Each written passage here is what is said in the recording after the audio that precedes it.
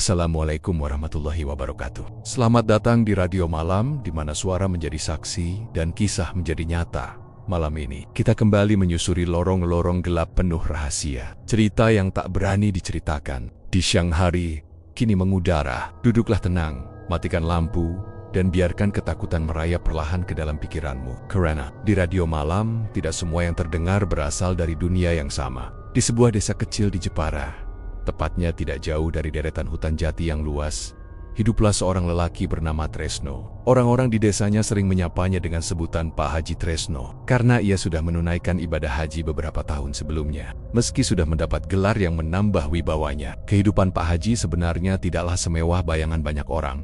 Sejak muda, ia bekerja sebagai pengrajin kayu. Tangan kasarnya terlatih memegang pahat, membentuk pola ukiran yang indah di atas kayu jati yang keras. Ukiran Jepara sudah terkenal sampai ke luar negeri, dan Tresno bercita-cita ingin menjadi juragan besar yang menguasai pasar. Ia ingin memiliki bengkel ukiran yang besar, pekerja puluhan orang, serta deretan gudang berisi kayu jati pilihan. Namun kenyataan jauh dari harapan. Di usia senjanya, ia masih hidup sederhana. Rumahnya memang lebih bagus dibanding rumah kebanyakan orang desa, tetapi tidak bisa dibilang mewah. Dinding kayu jati mengilat, tiang-tiang besar menopang bangunan dengan kokoh, namun halaman rumahnya kosong tanpa hiasan. Anak-anaknya yang sudah beranjak remaja sering mengeluh karena tidak bisa hidup berkecukupan, seperti keluarga lain yang sukses berdagang. Setiap hari, Pak Haji berangkat ke pasar kayu. Ia membeli gelondongan jati, lalu membawanya ke bengkel kecil yang terletak di samping rumah. Di bengkel itulah, ia dan beberapa pekerja setia mengolah kayu menjadi meja, kursi, lemari, dan berbagai ukiran khas Jepara. Hasilnya memang indah, tapi pembelinya sedikit. Terkadang barang yang sudah jadi menumpuk berminggu-minggu tanpa ada yang menawar. Hati Tresno sering digelayuti rasa kecewa. Ia merasa sudah berusaha keras, bekerja sejak subuh hingga larut malam, namun hasilnya tidak pernah sebanding dengan tenaga yang ia curahkan. Hutang pun mulai menumpuk. Untuk membeli bahan kayu, ia sering meminjam uang dari rentenir atau pedagang besar di pasar. Belum lagi gaji para pekerja yang harus dibayar setiap bulan. Meski penjualan sepi, istrinya Bu Lastri selalu berusaha menguatkan hati. Ia sering berkata, rezeki itu tidak usah dipaksakan Haji, yang penting kita tetap jujur, tetap ibadah, dan sabar. Kalimat itu memang menenangkan, tetapi di lubuk hatinya yang terdalam, Tresno merasa malu. Bagaimana mungkin ia yang dikenal sebagai juragan ukir justru tidak bisa menjamin kesejahteraan keluarganya? Bagaimana mungkin ia yang sudah menunaikan ibadah haji masih hidup seperti ini, sementara orang-orang lain yang bahkan tidak sholat sekalipun bisa kaya raya dari usaha mereka? Rasa iri dan cemburu diam-diam tumbuh di hatinya. Apalagi setiap kali ia melihat tetangganya Pak Wardo yang membuka usaha mebel besar. Bengkel Pak Wardo tidak pernah sepi pesanan. Truk-truk kontainer sering datang untuk mengangkut barang-barang pesanan ekspor. Di mata Tresno, kehidupan Pak Wardo seperti surga. Rumahnya megah, anak-anaknya sekolah di kota, dan pekerja-pekerjanya diberi upah tinggi. Kenapa bukan aku yang merasakan itu semua? Gumam Tresno suatu malam ketika duduk sendirian di beranda rumah. Ia menatap bintang-bintang di langit, berharap ada jawaban. Namun yang ia rasakan hanya sesak di dada. Hari-hari berikutnya, tekanan semakin berat. Beberapa pekerja mulai berani menagih gaji yang tertunda. Ada pula yang mengancam berhenti jika tidak segera dibayar. Para pedagang kayu pun menagih hutang dengan wajah keras. Tresno bahkan pernah didatangi seorang rentenir yang menggebrak meja rumahnya, menuntut pembayaran segera. Malam itu, Bu Lastri menangis diam-diam karena takut suaminya tidak sanggup menanggung semua beban dalam keadaan terdesak. Iman seseorang sering goyah. Begitu pula dengan Tresno. Meski setiap hari bibirnya masih menyebut nama Allah, hatinya mulai bertanya-tanya. Adakah jalan lain yang bisa membawanya kepada kekayaan? Adakah jalan pintas yang bisa mengubah nasibnya dengan cepat? Ayam merasa donya tidak lagi didengar. Ibadahnya tidak membuahkan hasil. Yang ada hanya rasa letih dan kecewa. Desa tempat Tresno tinggal memang terkenal dengan kisah-kisah mistis. Orang-orang tua sering bercerita tentang hutan jati tua yang dianggap angker, Conan. Di sana bersemayam makhluk halus yang bisa memberi kekayaan asalkan manusia berani memberikan tumbal. Cerita itu selalu dianggap dongeng untuk menakuti anak kecil, tapi dalam hati kecilnya Tresno, kisah itu mulai terasa masuk akal. Bagaimana tidak, ia sudah bekerja keras puluhan tahun, namun hasilnya tetap seperti itu. Sementara ada orang-orang yang secara tiba-tiba bisa kaya raya tanpa diketahui jelas usaha mereka dari mana. Suatu hari di pasar kayu, ia bertemu seorang lelaki tua berwajah asing. Lelaki itu duduk di warung kopi, menatapnya dengan sorot mata yang menusuk. Ketika Tresno lewat, lelaki itu berkata lirih, "Rezekimu bisa lebih besar dari yang kau bayangkan, asal kau berani." Ucapan itu membuat Tresno merinding. Ia berhenti sejenak, menoleh, dan mendapati lelaki itu tersenyum samar. Ia ingin bertanya lebih lanjut, tetapi lidahnya keluh. Ia hanya melanjutkan langkah dengan pikiran yang berkecamuk. Kata-kata itu terus terngiang di telinganya sepanjang hari.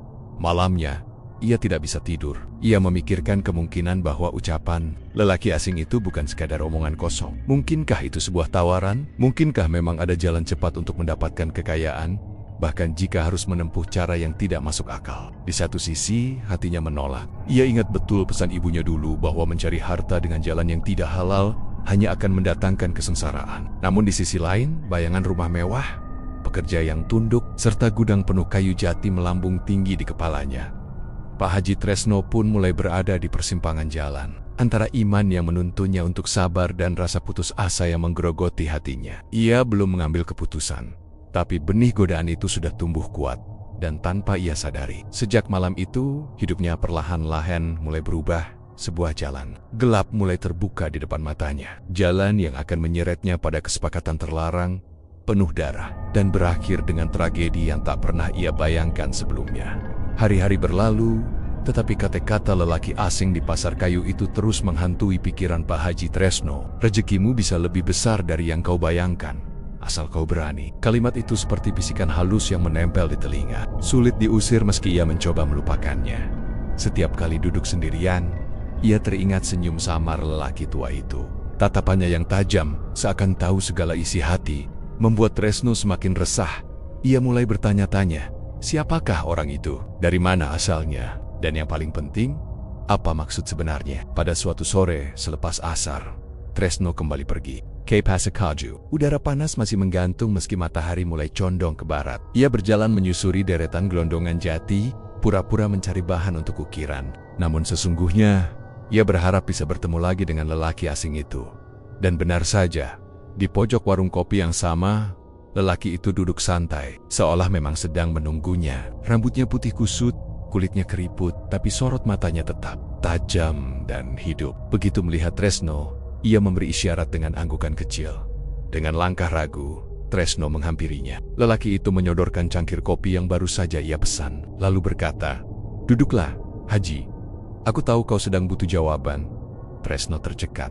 Bagaimana lelaki itu tahu isi hatinya? Ia mencoba menutupi kegelisahan dengan bertanya dingin, "Siapa sebenarnya sampean ini?" Lelaki itu tersenyum samar. "Aku hanya orang yang pernah merasakan getir hidup seperti yang kau alami. Aku tahu rasanya bekerja keras tapi tak kunjung berhasil. Aku tahu rasanya punya hutang yang menjerat leher, punya pekerja yang menuntut, tapi tangan kosong untuk membayar. Kau tidak perlu menyebutkan apapun, Haji.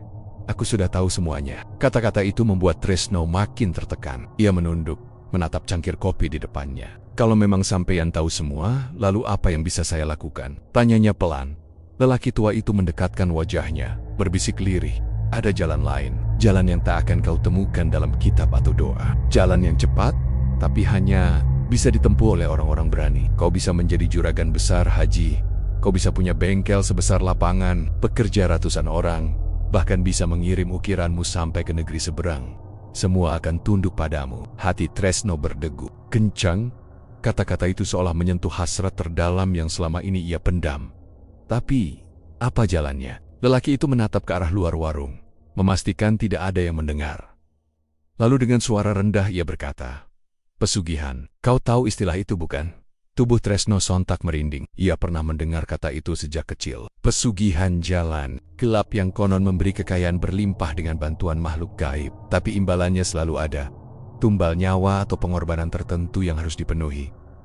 Tidak mungkin, ucap Tresno gugup, mencoba menolak.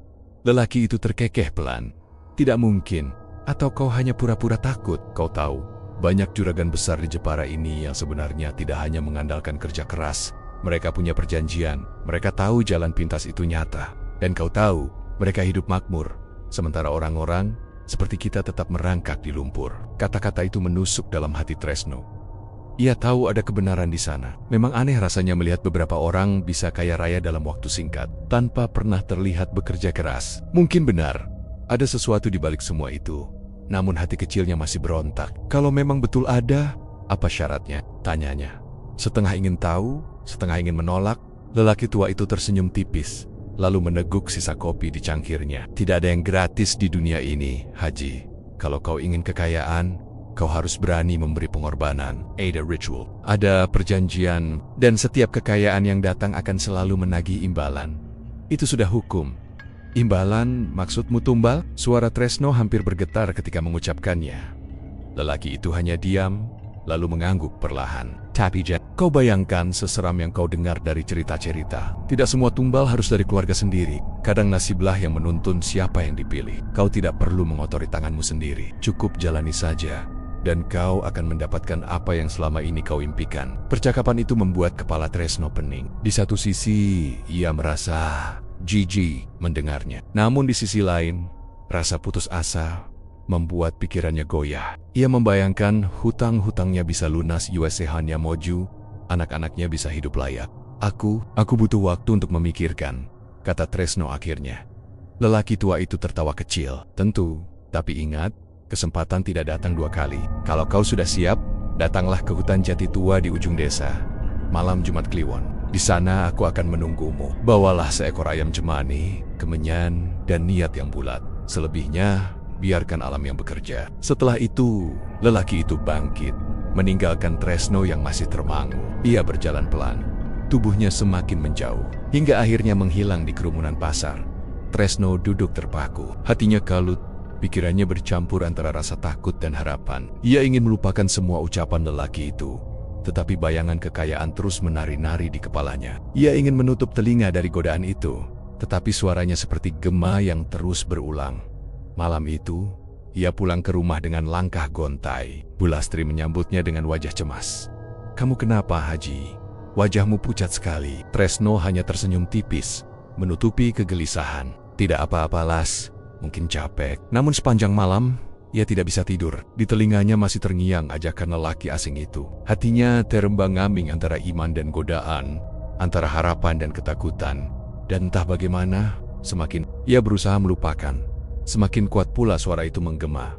"Rezekimu bisa lebih besar dari yang kau bayangkan, asal kau berani." Malam Jumat Kliwon tiba dengan langit yang gelap pekat. Angin berhembus pelan dari arah utara, membawa aroma tanah basah dan dedaunan jati yang kering. Sejak sore, hati Pak Haji Tresno sudah gelisah. Kata-kata lelaki asing di pasar itu terus terngiang, seperti bisikan yang tidak bisa dibungkam. Di ruang tengah, istrinya masih sibuk menyiapkan makan malam. Sesekali Bu Lastri melirik suaminya yang duduk termenung di beranda.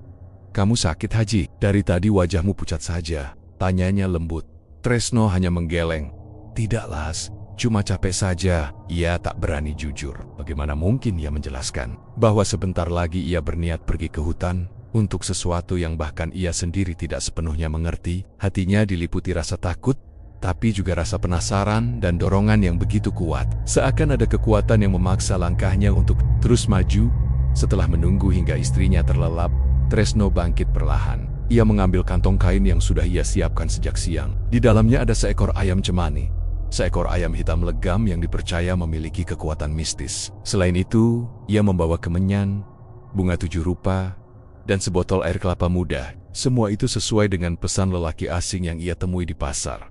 Dengan hati-hati, ia melangkah keluar rumah, memastikan tidak ada tetangga yang melihat. Malam itu terasa lebih sunyi dari biasanya. Jalan setapak menuju hutan jati tua seakan memanjang tanpa ujung. Pepohonan menjulang tinggi, batangnya kokoh, daunnya berdesir pelan seperti berbisik dalam bahasa yang tidak dimengerti manusia. Sesampainya di tepi hutan, Tresno mendapati lelaki tua itu sudah menunggu. Tubuhnya tampak membungkuk, namun tatapannya tetap tajam menembus kegelapan. "Kau datang juga," ucapnya singkat, seolah sudah tahu Tresno tidak akan bisa menolak panggilan ini. Tresno mengangguk pelan, lalu menyerahkan kantong kain berisi ayam cemani. Lelaki itu membuka, mengamati isinya, dan tersenyum tipis. "Bagus, kau benar-benar siap." Dengan isyarat tangan, lelaki itu memimpin Tresno masuk ke dalam hutan. Semakin jauh mereka melangkah, semakin pekat suasana yang menyelimuti. Berat, dingin menusuk tulang, suara jangkrik seakan lenyap. digantikan oleh kesunyian mencekam. Tresno merasa seolah-olah setiap langkahnya diikuti oleh mata-mata tak kasat mata. Mereka akhirnya tiba di sebuah tanah lapang yang dikelilingi pohon jati tua. Di tengahnya terdapat batu besar yang bentuknya menyerupai meja altar. Lelaki tua itu menaruh ayam cemani di atas batu, lalu menyalakan kemenyan. Asap putih mengepul, menyebarkan aroma menyengat yang menusuk hidung. "Duduklah," perintah lelaki itu. Tresno menuruti, meski tubuhnya bergetar. Lelaki itu kemudian mulai melantunkan mantra dalam bahasa yang tidak ia pahami. Suaranya rendah, serak, kadang meninggi, kadang melengking. Angin berhembus kencang, dedaunan jati bergemerisik. Seakan alam pun ikut mendengarkan. Ayam cemani berkokok nyaring, lalu tiba-tiba diam, matanya menatap kosong ke arah Tresno. Lelaki tua itu mengeluarkan sebilah pisau kecil dari balik kainnya. Dengan gerakan cepat, ia menyembelih ayam itu di atas batu besar. Darahnya ditampung dalam sebuah mangkuk tanah liat, lalu disiramkan ke tanah di sekeliling batu. Tresno menahan napas. Rasa mual menyeruak, tetapi ia tidak beranjak. Ada bagian dari dirinya yang ingin lari, namun ada pula yang menahan. Seolah sebuah kekuatan tak terlihat membuat tubuhnya tetap diam sekarang. "Ulangi kata-kata ini," ujar lelaki tua itu setelah selesai membaca mantranya. Ia membisikkan kalimat panjang yang terdengar asing. Tresno, dengan lidah yang kaku, menirukan setiap kata meski tidak paham maknanya. Saat kalimat terakhir terucap, tanah di bawah kakinya bergetar pelan. Angin berhembus lebih kencang, dan suara-suara aneh mulai terdengar dari arah pepohonan. Seperti bisikan banyak orang, samar, namun jelas tidak berasal dari manusia. Tresno menutup telinga, tapi suara itu tetap masuk, langsung ke dalam kepalanya. Lelaki tua itu tersenyum puas. "Kau sudah membuka jalan. Mulai malam ini, hidupmu akan berubah. Kau akan mendapat kekayaan yang tak pernah kau bayangkan. Tapi ingat, perjanjian sudah dibuat. Setiap rejeki yang datang, ada bayarnya. Kau tidak boleh mundur, Haji. Mundur artinya mati." Ucapan itu membuat bulu kuduk Tresno meremang. Namun bersamaan dengan itu, ia merasakan sesuatu yang aneh. Hawa panas yang menjalar dari telapak kakinya naik ke seluruh tubuh. Jantungnya berdebar kencang. Keringat dingin mengucur dari dahinya. Ia seperti kehilangan kendali atas dirinya sendiri. Tiba-tiba, dalam benaknya muncul bayangan-bayangan singkat. Tumpukan kayu jati, bengkel besar dengan banyak pekerja, meja dan kursi yang indah, rumah megah, uang berlembar-lembar. Semegang itu datang silih berganti. Begitu nyata hingga membuatnya lupa pada rasa takutnya. "Apa kau melihatnya?" tanya lelaki tua itu sambil menatap tajam. Tresno hanya mengangguk dengan napas terengah. Aku melihatnya. Itulah yang menantimu. Semua akan menjadi milikmu. Tapi ingat, jangan pernah coba melawan perjanjian ini. Kau sudah terikat. Mulai saat ini, kau bukan lagi manusia biasa." Setelah itu, suasana kembali hening. Angin berhenti. Bisikan-bisikan gaib lenyap. Hanya tersisa aroma kemenyan yang pekat. Lelaki tua itu menutup ritual dengan membakar sisa darah ayam, lalu mengubur bangkainya di bawah batu besar. "Kau boleh pulang sekarang," katanya datar. "Besok, kau akan mulai melihat hasilnya." Tresno berdiri dengan tubuh gemetar. Tahu harus merasa lega atau menyesal. Ia berjalan pulang melewati jalan setapak dengan pikiran kacau. Setiap langkah terasa berat, seolah beanggen-beanggen dari hutan itu masih menempel di belakangnya. Sesampainya di rumah, istrinya masih terlelap. Tresno berbaring di sampingnya, namun matanya tak bisa terpejam. Ia menatap langit-langit rumah, teringat pada suara lelaki tua itu. "Mulai saat ini, kau bukan lagi manusia biasa." Dalam hati kecilnya, Tresno berdoa semoga semua ini tidak salah. Namun jauh di lubuk hatinya, ia tahu bahwa malam itu telah mengubah segalanya. Ia telah melangkah ke jalan yang tidak bisa ia putar balik. Jalan yang gelap, jalan yang menuntut harga mahal, dan di luar sana, hutan jati tua masih menyimpan rahasia yang kelak akan menelan hidupnya sendiri. Sejak malam ritual di hutan jati tua itu, hari-hari Pak Haji Tresno tidak lagi sama. Pagi berikutnya, ia bangun lebih awal dari biasanya. Tubuhnya terasa ringan, meski semalaman ia tidak bisa tidur. Ada perasaan ganjil yang menyelinap dalam dirinya antara cemas dan penuh semangat. Ia berjalan ke bengkel ukirannya yang kecil, tempat beberapa pekerja sudah mulai mengamplas kayu. Tumpukan meja dan kursi yang sudah jadi masih menunggu pembeli. Biasanya, benda-benda itu hanya akan tergeletak berminggu-minggu, bahkan berbulan-bulan, sampai akhirnya laku dengan harga murah. Tapi entah mengapa pagi itu Tresno merasakan sesuatu yang berbeda.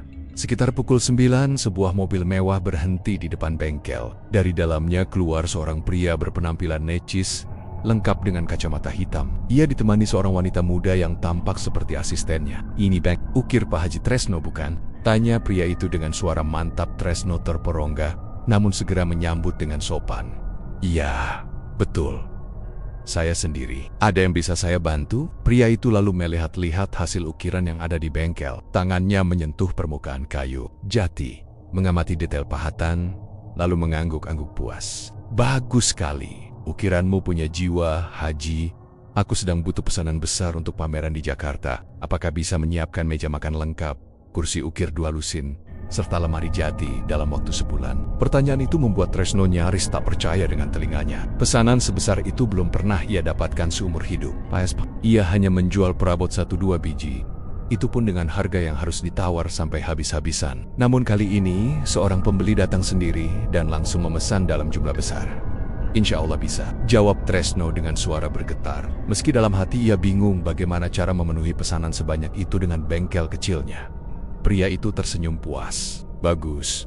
Uangnya tidak usah khawatir, aku bayar panjar sekarang." Ia mengeluarkan sebuah amplop tebal dan menyerahkannya kepada Tresno.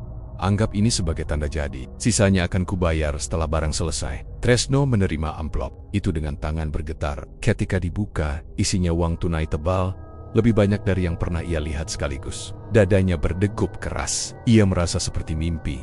Sejak hari itu, pesanan demi pesanan berdatangan. Bukan hanya dari Jakarta, tetapi juga dari kota-kota besar lain. Bahkan ada pembeli dari luar negeri yang entah bagaimana bisa mengetahui bengkel kecilnya. Mereka memuji hasil karyanya, memesan dalam jumlah besar, dan membayar dengan harga tinggi. Tanpa banyak tawar-menawar, para pekerja pun ikut kebingungan. "Pak Haji, ini bagaimana? Kok tiba-tiba pesanan datang bertubi-tubi?" tanya salah satu dari mereka. Tresno hanya tersenyum samar. "Rezeki sedang datang, jangan banyak tanya. Yang penting kita kerja lebih giat." Bengkel kecil itu semakin sibuk. Kayu jati yang biasanya sulit didapat, kini entah mengapa selalu tersedia. Setiap kali Tresno pergi ke pasar kayu, selalu ada pedagang yang menawarkan gelondongan jati berkualitas dengan harga miring. Seakan-akan semua pintu rezeki terbuka lebar untuknya. Tak lama kemudian ia bisa melunasi hutang-hutangnya yang menumpuk. Para rentenir yang dulu sering menggebrak meja rumahnya, kini justru menyapanya dengan hormat. Pekerja-pekerjanya mendapat upah lebih tinggi, bahkan ada bonus tambahan. Mereka memuji kebaikan hati juragan mereka, tanpa pernah tahu rahasia gelap yang tersembunyi di balik semua itu. Istrinya, Bu Lastri, semula merasa heran dengan perubahan mendadak tersebut. Namun Tresno selalu berkata, "Ini semua karena doa dan kerja keras, Las. Allah baru membukakan jalan rezeki kita." Bu Lastri pun hanya bisa mengangguk, meski hatinya merasa ada sesuatu yang janggal. Namun karena hidup mereka mulai membaik, ia memilih untuk tidak banyak bertanya. Anak-anaknya pun kini bisa sekolah dengan tenang, bahkan mendapat fasilitas yang dulu hanya bisa mereka impikan. Hari demi hari, kesuksesan itu semakin nyata. Bengkel kecil Tresno diperluas menjadi gudang besar. Pekerjanya bertambah, dari hanya belasan menjadi puluhan. Truk-truk besar datang silih berganti, mengangkut ukiran jati ke berbagai tempat. Nama Tresno mulai dikenal luas, bukan hanya di Jepara, tapi juga di luar kota. Namun di balik semua itu, ada hal-hal ganjil yang hanya dirasakan oleh Tresno sendiri. Sesekali, ketika ia sedang bekerja memahat kayu, telinganya menangkap bisikan-bisikan samar. Suara itu terdengar seperti banyak orang berbisik dalam bahasa asing. Kadang, ia merasa seolah ada sosok yang berdiri di sudut bengkel, mengawasinya tanpa wajah. Pada suatu malam, ia terbangun dari tidur karena mendengar suara ayam berkokok keras di halaman. Padahal ayam-ayamnya sudah lama dikandangkan. Ketika keluar, ia melihat bayangan hitam melintas cepat di antara pohon-pohon, lalu menghilang begitu saja. Tresno mencoba menepis semua itu sebagai halusinasi akibat kelelahan. Ia berkata dalam hati, "Ini harga yang wajar. Kalau memang harus ada gangguan kecil, tidak apa-apa, asalkan usahaku berhasil." Dan memang benar. Setiap kali kejadian aneh itu muncul, keesokan harinya selalu ada rezeki besar yang datang. Pesanan baru, uang tunai, atau pelanggan yang tidak terduga. Seakan-akan ada kekuatan yang menyeimbangkan apa yang ia lihat dengan apa yang ia dapatkan. Lama-kelamaan, Tresno mulai terbiasa. Ia bahkan merasa semakin percaya diri. Senyum bangga menghiasi wajahnya setiap kali orang memanggilnya juragan. Yutia. Ia menikmati hormat yang diberikan masyarakat, menikmati kenyamanan yang datang bersama harta. Namun jauh di lubuk hatinya, Ada rasa takut yang tak bisa ia enyahkan. Ia teringat ucapan lelaki tua itu.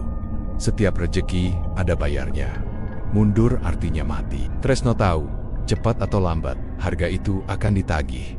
Tapi untuk sementara, ia memilih menutup mata. Ia meyakinkan dirinya bahwa semua ini adalah takdir. Baik, bahwa mungkin jalan yang ia ambil hanyalah cara lain untuk mendapat rejeki.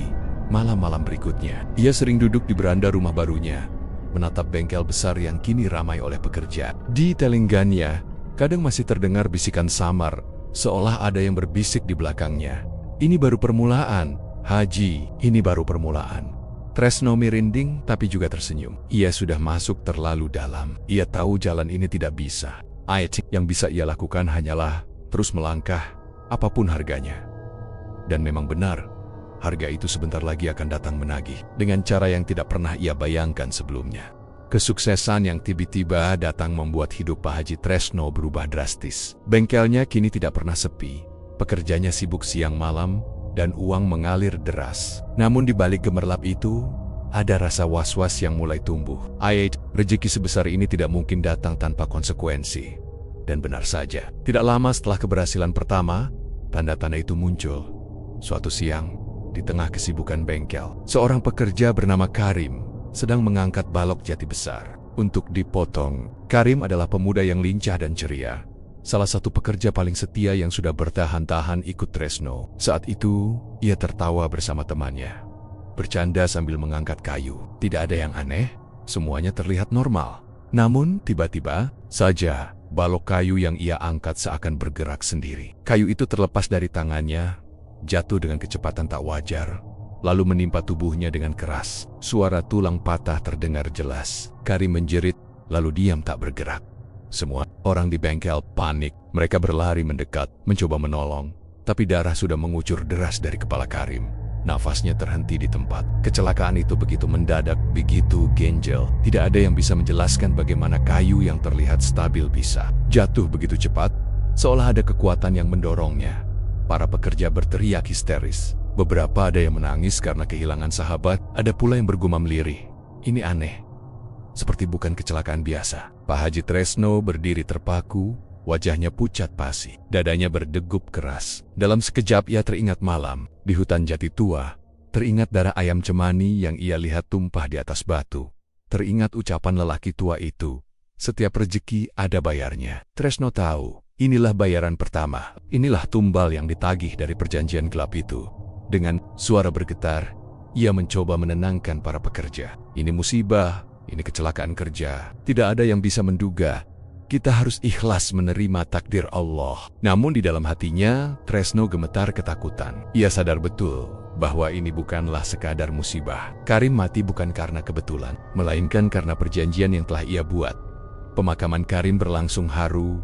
Desa berduka, banyak orang yang merasa kehilangan sosok pemuda rajin itu. Ibu Karim menangis meraung-raung, menyalahkan nasib yang merenggut anaknya begitu cepat. Tresno ikut melayat, menundukkan kepala dengan wajah penuh duka. Namun sesungguhnya, ia menanggung beban rahasia besar yang tidak bisa ia ceritakan pada siapapun malamnya. Tresno tidak bisa tidur. Ia duduk di ruang tengah dengan lampu temaram, menatap kosong ke arah lantai. Hatinya diliputi rasa bersalah. Ia bertanya pada dirinya sendiri, apakah benar semua ini layak? Apakah kekayaan yang ia dapat sepadan dengan nyawa seorang anak muda yang tidak tahu apa-apa? Namun, saat pikirannya diliputi keraguan, ia mendengar bisikan samar di telinganya. Suara itu dingin, serak namun jelas. Ini baru awal. Jangan menyesal, Haji.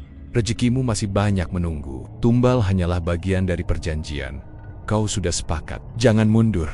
Tubuh Tresno merinding. Ia menoleh ke kiri dan kanan, tetapi tidak ada siapa-siapa. Suara itu lenyap begitu saja, meninggalkan jejak ketakutan yang semakin dalam beberapa hari setelah kematian Karim. Anehnya, pesanan ukiran kembali membanjir.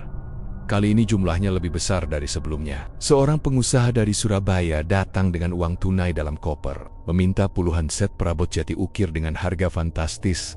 Tresno merasa dilema. Ia tahu, semakin besar rezeki yang datang, semakin besar pula harga yang harus dibayar. Tapi bagaimana mungkin ia menolak pesanan? Bagaimana mungkin ia menghentikan aliran uang yang kini membuat hidupnya dipandang tinggi oleh semua orang?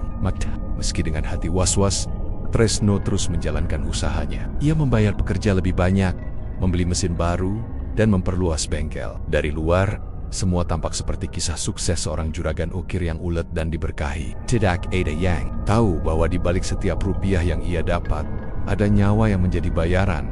Namun ketakutan itu tidak hilang. Setiap kali Tresno melewati bengkel pada malam hari, ia merasa ada sosok Karim yang berdiri di pojok, menatapnya dengan wajah penuh darah. Terkadang, ia mendengar suara kayu jatuh keras padahal tidak ada siapapun di sana. Terkadang pula, suara jeritan Karim terngiang kembali, membuatnya terbangun dengan keringat dingin di tengah malam. Bu Lastri mulai menyadari perubahan suaminya. "Haji, kenapa akhir-akhir ini kamu sering melamun? Wajahmu pucat, matamu merah seperti kurang tidur. Ada apa sebenarnya?" Tresno hanya tersenyum kaku. "Tidak apa-apa, Las. Mungkin karena capek urus bengkel." Namun dalam hatinya, Tresno tahu bahwa ia sedang digerogoti rasa bersalah.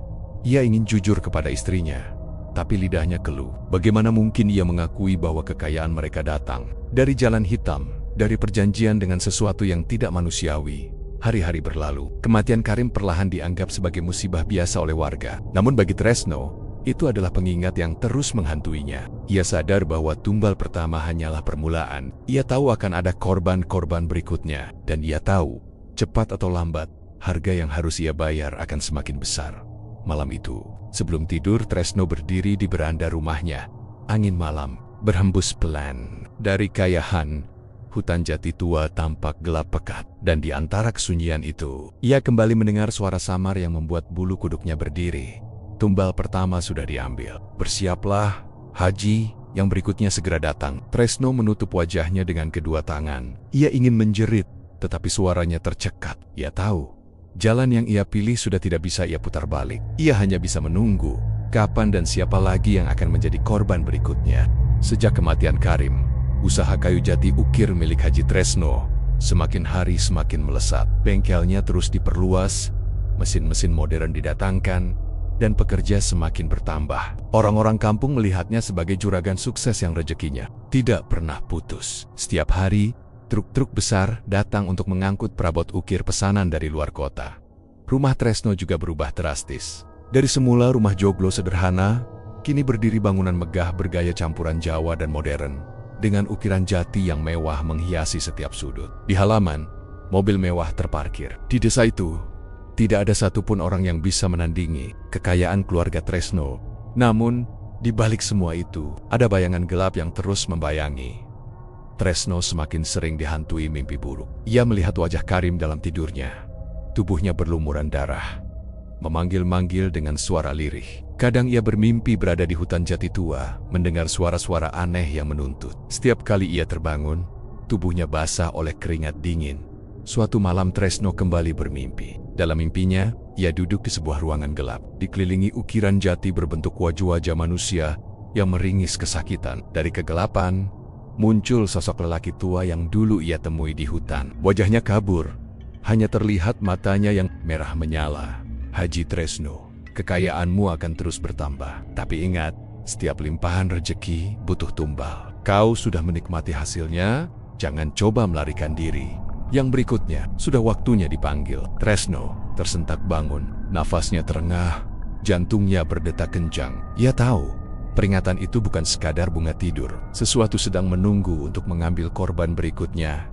Beberapa hari kemudian, kejadian aneh pun benar-benar terjadi. Seorang pekerja baru, pemuda, bernama Darto, sedang menghaluskan kayu dengan mesin. Awalnya semua berjalan normal, tapi entah bagaimana, mesin itu tiba-tiba macet, lalu menyala kembali dengan kecepatan tinggi tanpa sebab. Pisau tajam berputar liar, menghantam tangan Darto hingga putus. Darah muncrat kemana-mana. Darto menjerit sekeras-kerasnya, lalu ambruk di lantai bengkel. Para pekerja panik, sebagian ada yang pingsan melihat pemandangan mengerikan itu. Darto masih sempat dilarikan ke rumah sakit, tetapi nyawanya tidak tertolong karena terlalu banyak kehilangan darah. Kematian itu kembali mengguncang bengkel. Dalam hati, Tresno semakin yakin bahwa ini bukan kebetulan. Tumbal kedua sudah diambil, dan semakin nyata baginya bahwa darah manusia adalah harga yang harus ia bayar untuk mempertahankan kekayaan yang kini ia nikmati. Namun yang membuatnya semakin ngeri adalah, setiap kali tumbal diambil, usaha Tresno justru semakin berjaya. Setelah Darto meninggal, ada pesanan besar dari luar negeri. meja makan dan kursi ukir untuk sebuah hotel mewah di Singapura. Nilainya miliaran rupiah. Pak Haji Tresno kembali dihormati warga desa. Ia dipanggil ke kantor kecamatan, dijadikan contoh pengusaha sukses dari Jepara. Banyak orang iri, tapi juga kagum di balik senyum bangga yang ia pamerkan di depan umum. Hatinya terus digerogoti ketakutan. Apakah semua ini sepadan? Batinnya berkali-kali bertanya. Namun setiap kali ia ingin berhenti, bisikan gaib itu kembali datang, menakut-nakutinya. Suara itu selalu berkata, "Jangan mundur, Haji. Jika kau berhenti, semua yang kau miliki akan hilang. Kau akan hancur. Keluargamu akan ikut binasa. Lebih baik teruskan, terima tumbal yang datang, dan nikmati kekayaanmu." Tresno gemetar, tapi pada akhirnya ia tetap meneruskan. Ia merasa terjebak, tidak bisa mundur, seakan sudah terlambat untuk menyesal. Istrinya, Bulastri, makin bingung dengan perubahan suaminya. Ia sering mendapati Tresno duduk termenung tengah malam. Wajahnya pucat, keringat membasahi pelipis. "Haji, apa sebenarnya yang kau sembunyikan dariku? Mengapa setiap kali ada pekerja yang meninggal, wajahmu selalu terlihat takut, seolah-olah kau tahu sesuatu?" Tresno hanya terdiam. Ledonyik. Bagaimana mungkin ia mengatakan pada istrinya bahwa nyawa para pekerja itu adalah tumbal dari perjanjian pesugihan? Ia hanya menjawab lirih, "Ini semua cobaan, Las. Ikhlaskan saja." Tapi Bulastri merasa ada sesuatu yang tidak beres. Sejak itu, ia mulai sering berdoa sendirian, membaca ayat-ayat suci dengan suara bergetar, seolah hatinya sudah mencium bau busuk dari rahasia yang disimpan suaminya. Sementara itu, para pekerja bengkel mulai resah. 2 kali kematian dalam waktu singkat membuat mereka takut. Beberapa bahkan memutuskan berhenti bekerja, meski gaji yang ditawarkan Tresno sangat besar. Mereka berbisik-bisik bahwa bengkel itu angker, bahwa ada sesuatu yang tidak wajar di dalamnya.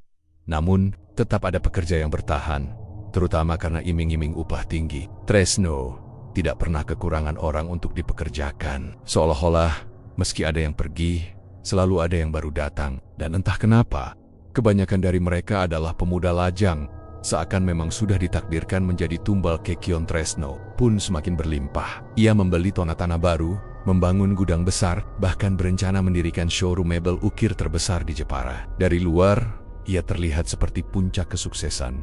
Tapi di dalam dirinya, ada rasa takut yang semakin besar. Setiap tetes darah yang tumpah di bengkelnya, setiap jeritan nyawa yang melayang, selalu menghantuinya. Ia merasa dinding rumahnya berlumur darah, meski tidak ada noda sedikit pun. Ia merasa suara tangisan para korban terdengar di setiap sudut. Meski orang lain tidak mendengar apa-apa, Haji Tresno hidup dalam dilema. Semakin kaya ia menjadi, semakin besar pula dosa yang ia pikul. Ia tidak tahu bagaimana mengakhirinya. Ia hanya bisa menunggu tumbal berikutnya. Dan malam itu, saat ia berdiri di teras rumahnya, menatap langit gelap di atas hutan jati, suara itu kembali terdengar jelas di telinganya. "Tumbal sudah 2, bersiap." Haji, yang ketiga sudah menunggu. "Kau tidak bisa lari." Tubuh Tresno lemas. Ia memegang dada, merasa sesak. Di lubuk hatinya ia tahu, jalan yang ia pilih sudah membuatnya terperangkap. Kekayaan yang ia nikmati hanyalah genangan darah yang suatu saat akan menenggelamkannya sendiri. Sejak kematian Darto, suasana bengkel ukir milik Haji Tresno semakin mencekam. Para pekerja yang masih bertahan bekerja dengan wajah tegang, seolah-olah bayangan maut bisa datang kapan saja. Mereka berusaha menghibur diri dengan candaan.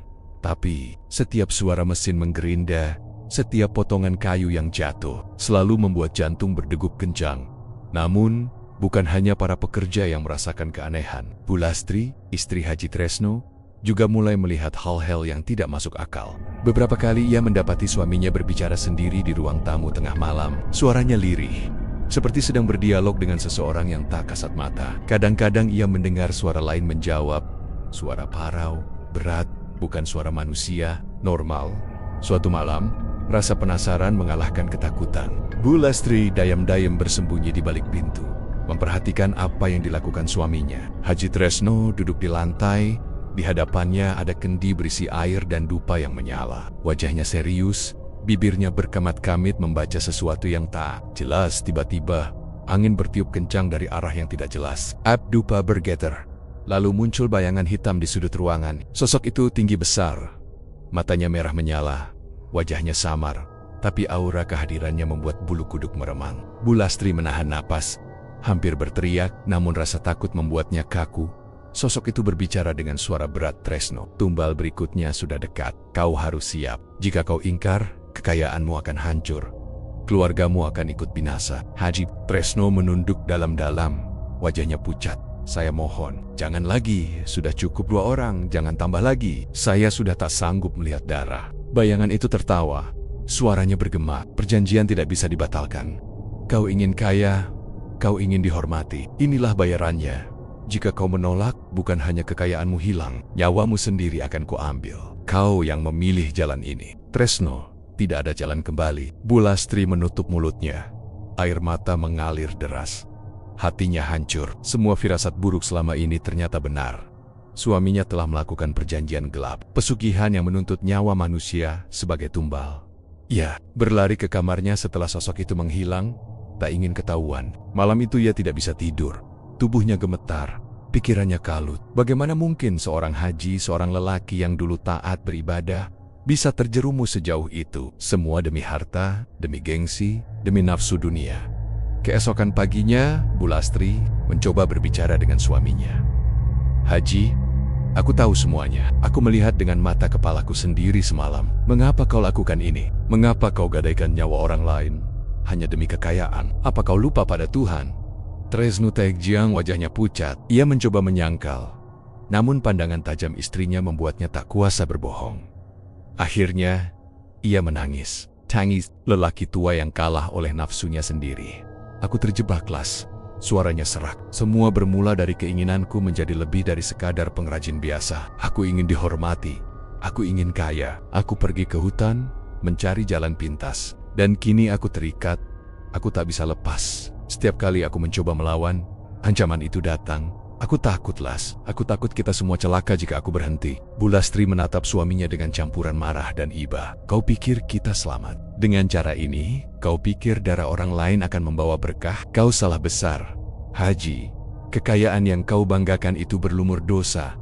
Dan cepat atau lambat semua akan terbongkar. Tidak ada yang bisa sembunyi dari hukum Tuhan." Tresno terisak, menutupi wajahnya dengan kedua tangan. Ia merasa begitu kecil, begitu hina. Namun, meski hatinya hancur, ia tahu ucapan istrinya benar. Ia sendiri sudah merasakan bahwa bayangan maut semakin dekat.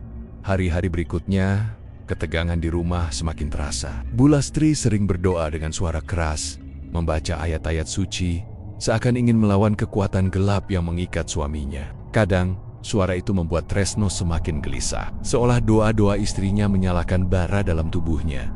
Sementara itu, di bengkel, para pekerja semakin resah. Mereka berbisik-bisik bahwa ada sesuatu yang mengerikan bersemayam di tempat itu. Beberapa bahkan bercerita melihat bayangan hitam melintas di antara tumpukan kayu jati, atau mendengar suara tangisan ketika malam menjelang.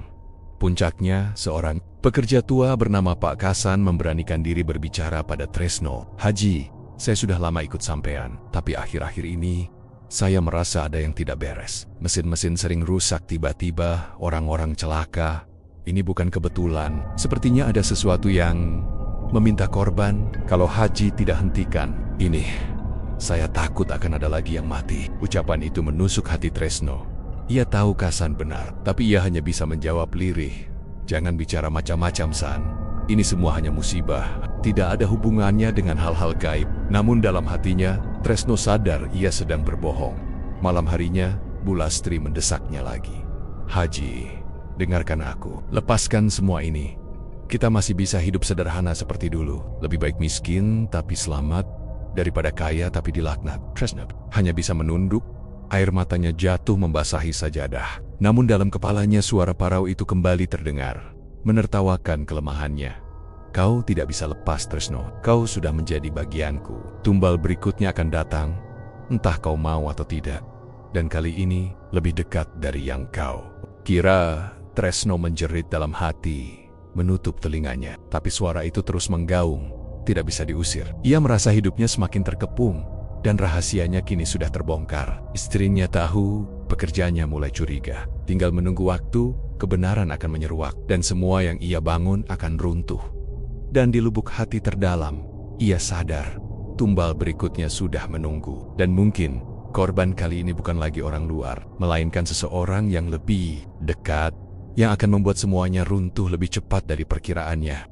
Sejak rahasia kelam itu terbongkar, kehidupan keluarga Haji Tresno berubah drastis. Rumah yang dahulu dipenuhi tawa kini hanya dihiasi keheningan dan doa lirih istrinya. Bu Lastri semakin rajin beribadah, berharap bisa menghapus dosa-dosa yang telah dilakukan suaminya. Sementara itu, Haji Tresno hidup dalam ketakutan. Ia tahu waktunya semakin dekat.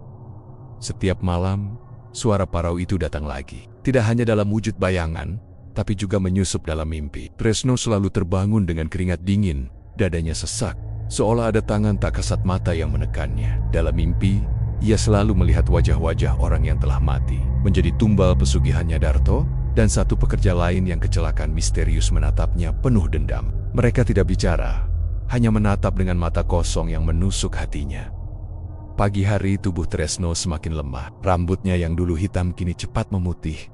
Wajahnya keriput sebelum waktunya, namun di hadapan orang lain, ia tetap berusaha. Tersenyum, seolah tak terjadi apa-apa. Ia sadar, jika kebenaran sampai terkuak, reputasinya sebagai juragan kaya raya akan hancur. Hari itu, putra sulungnya, Raffi, pulang dari Semarang. Pemuda itu baru saja lulus kuliah. Wajahnya cerah penuh semangat. Berbeda jauh dari ayahnya yang kini murung. Raffi adalah kebanggaan keluarga. Harapan yang selama ini dititipkan oleh Tresno untuk melanjutkan usaha kayu jati ukirnya. "Bapak, kenapa kelihatan pucat sekali? Apa Bapak sakit?" tanya Raffi dengan wajah cemas. Tresno hanya tersenyum kaku. "Tidak apa-apa, Nak.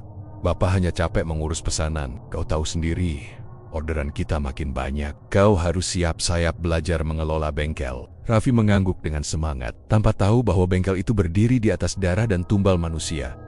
Namun sejak malam itu, suasana semakin aneh. Raffi sering bermimpi buruk, sama seperti ayahnya. Ia bermimpi didatangi sosok tinggi besar bermata merah. Sosok itu menatapnya sambil berkata, "Kau adalah pewaris.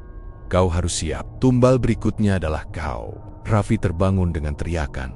Tubuhnya basah oleh keringat. Bu Lastri yang mendengar segera masuk ke kamar. "Nak, ada apa? Mimpi buruk lagi?" Raffi mengangguk. Wajahnya pucat. "Iya Bu, mimpinya aneh sekali. Ada makhluk hitam besar. Matanya merah. Dia bilang aku akan jadi tumbal." Bu Lastri menutup mulutnya, menahan tangis. Hatinya langsung tersayat. Ia tahu, inilah yang dimaksud makhluk itu ketika berbicara pada Tresno. Tumbal berikutnya lebih dekat dari yang ia kira. Dan sekarang, anak sulung mereka sendiri yang terancam keesokan. Paginya, Bu Lastri mendesak suaminya. "Haji, cukup! Lihatlah anakmu. Dia didatangi makhluk itu dalam mimpi. Apa kau rela kalau darah dagingmu sendiri yang jadi tumbal?" Tresno Hemetar, wajahnya pucat pasi. "Tidak, aku tidak akan biarkan itu terjadi. Aku akan cari cara. Aku akan bayar dengan apapun, asal jangan anakku." Namun, suara itu muncul lagi di kepalanya, jelas dan menusuk. "Tidak ada pilihan, Tresno. Kau sudah berjanji, tumbal berikutnya adalah keturunanmu sendiri. Dengan itu, perjanjianmu sempurna, kekayaanmu akan abadi, dan tak ada yang berani melawanmu." Tresno menjerit, menutup telinganya. "Tidak, aku tidak mau. Ambil aku saja. Jangan, anakku." Bayangan hitam itu tertawa, hanya bisa didengar oleh Tresno. "Bukan kau yang dipilih. Kau hanyalah pintu. Darah yang kubutuhkan adalah darah penerusmu." Sejak saat itu, Tresno menjadi gila. Ia tak bisa makan, tak bisa tidur. Setiap kali menatap wajah anaknya, hatinya perih, pikirannya bercampur aduk antara cinta dan ketakutan. Ia berusaha melindungi Raffi, tapi bayangan itu semakin sering muncul.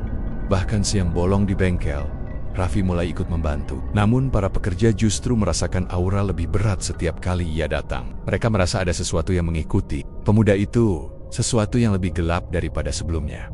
Suatu malam, ketika Raffi sedang berada di ruang kerja, tiba-tiba lampu padam. Kegelapan menyelimuti seluruh ruangan. Dari arah pintu, muncul suara langkah berat. Raffi menoleh, tapi tidak melihat siapapun. Angin dingin menerpa wajahnya, membuatnya merinding. Lalu suara itu terdengar jelas, bukan lagi dalam mimpi. "Kau milikku, darahmu akan menjadi tumbal." Raffi menjerit, berlari keluar ruangan. Namun ketika ia membuka pintu, yang dilihatnya hanyalah kegelapan pekat. Ia merasa terjebak dalam ruang yang asing, seolah bengkel itu berubah menjadi labirin hitam, tanpa jalan keluar.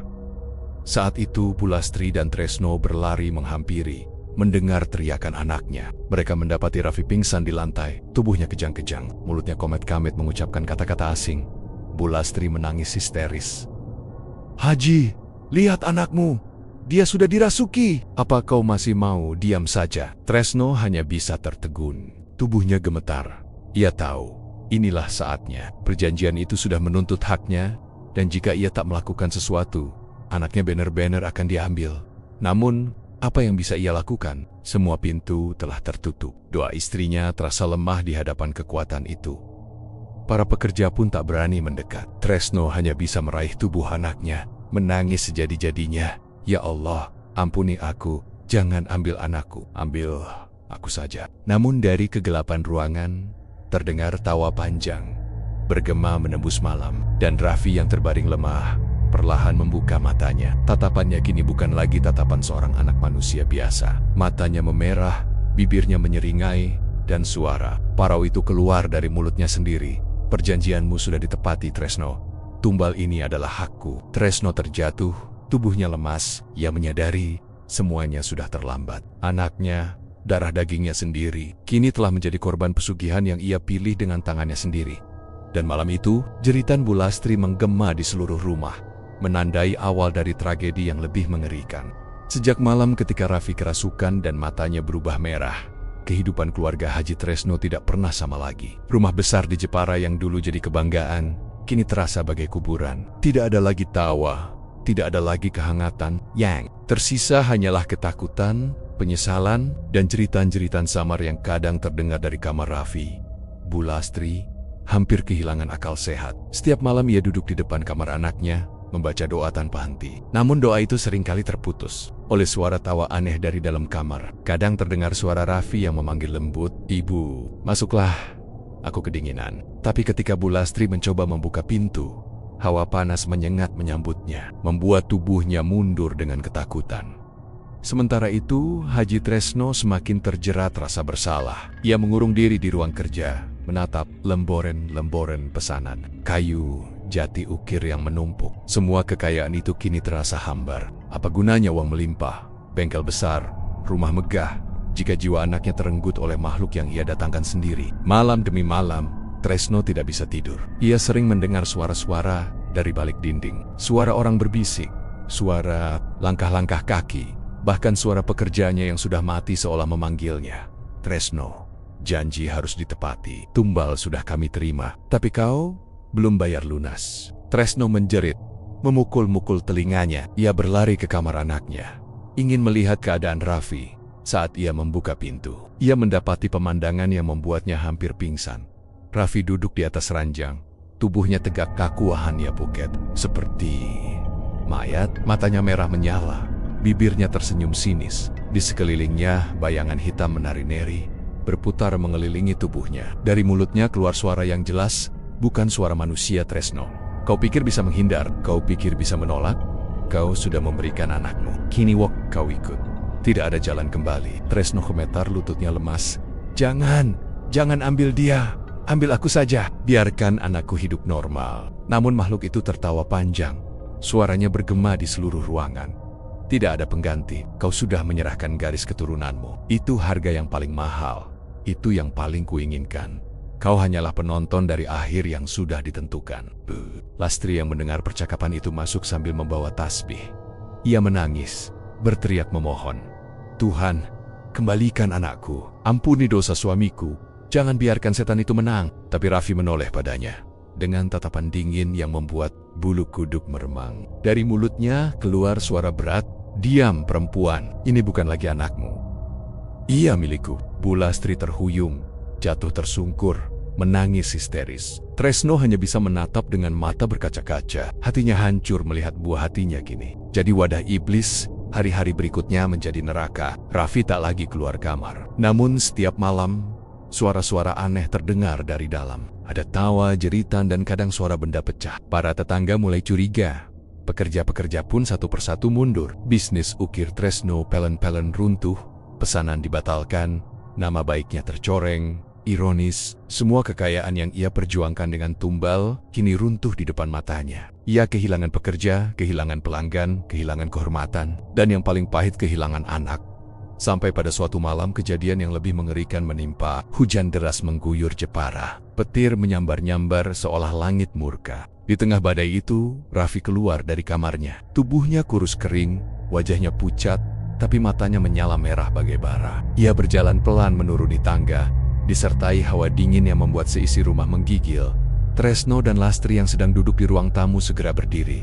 "Raffi, nak, kau sudah sembuh?" tanya Bu Lastri penuh harap. Namun yang terdengar hanyalah suara parau. "Aku bukan lagi anakmu." Tiba-tiba lampu padam. Rumah hanya diterangi kilatan petir. Dalam kegelapan, bayangan tinggi besar muncul di belakang Raffi. Sosok hitam dengan mata merah yang jauh lebih mengerikan. Sosok itu menjulang, kepalanya hampir menyentuh atap. "Tresno, waktumu sudah habis." Tresno menjerit. Ia berlari, mencoba melindungi istrinya. Tapi bayangan itu bergerak cepat. Raffi yang kerasukan melompat ke arah ayahnya, mencengkeram lehernya dengan kekuatan yang bukan milik manusia biasa. Tresno megap-megap, berusaha melepaskan diri, tapi sia-sia. "Raffi, nak, sadarlah, itu ayahmu," teriak Bu Lastri sambil menangis. Namun, mata merah itu menatap tajam.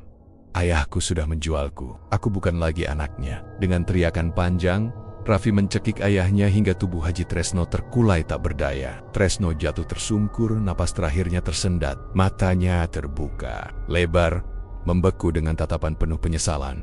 Bu Lastri menjerit histeris, memeluk jasad suaminya. "Ya Allah, apa ini balasan dari dosa-dosa kami?" Namun penderitaannya belum berakhir. Raffi atau makhluk yang merasuki tubuhnya perlahan menoleh ke arah ibunya. Senyum mengerikan terukir di bibirnya. "Kau akan ikut juga, agak lengkap di sisiku." Bu Lastri ketakutan, tubuhnya gemetar hebat. Ia berlari keluar rumah. Namun hujan deras membuat jalannya licin. Ia terjatuh di halaman, tubuhnya basah kuyup. Dari balik pintu, terlihat sosok anaknya berdiri dengan mata merah menyala, menatapnya dengan dingin. Malam itu, teriakan Bu Lastri menggema, namun segera tertelan oleh deru hujan dan petir. Setelah itu, rumah besar Haji Tresno menjadi sunyi. Keesokan paginya, warga menemukan rumah itu kosong. Tidak ada tanda kehidupan, hanya ada bercak darah di lantai, kayu-kayu ukir berantakan, dan aroma menyengat yang membuat mereka enggan masuk. Bengkel kayu jati Tresno ditinggalkan begitu saja. Orang-orang percaya rumah dan bengkel itu telah dikutuk. Tidak ada yang berani mendekat setelah senja. Konon, kadang terdengar suara gergaji kayu bekerja sendiri atau suara orang menangis dari dalam rumah.